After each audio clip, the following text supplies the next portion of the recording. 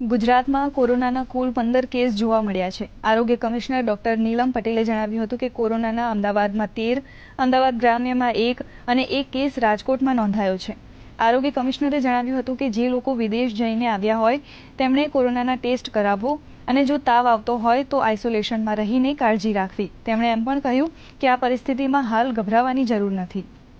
વિદેશની અંદર કોરોનાનો ઇન્ક્રીઝિંગ ટ્રેન્ડ જોવા મળેલો છે.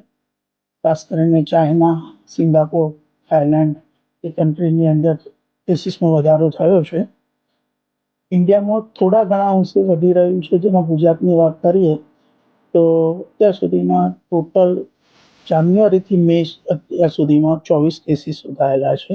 રાજકોટ કોર્પોરેશનમાં 1 કેસ અને એક રૂરલમાં અમદાવાદ, એમ થઈને ટોટલ 15 કેસીસ એક્ટિવ કેસીસ ગુજરાતની અંદર હાલમાં છે. માઇગ્રેશનના કારણે, લોકો ફરવા જવાના કારણે ઇન્ફેક્શનના ચાન્સ થોડા થઈ શકે છે, પરંતુ અત્યારનું પિક્ચર જોતાં હાલ તો ડરવાની કે ગભરાવાની કોઈ જરૂર નથી. સાવચેતી ચોક્કસ જરૂરી હોય. કોઈ ફોરેનથી જઈને આવ્યા હોય તો ચોક્કસ પોતે જો સિમ્ટમ્સ લાગતા હોય તો જાતે જ પોતાનું નિદાન કરાવી લે. એટલે કેસની સિવિયરિટીની રીતે કહીએ તો છે નહીં, એ પણ મરણ થયું નથી. એટલે એ બાબત પણ એક સારી બાબત છે કે કેસની સિવિયરિટી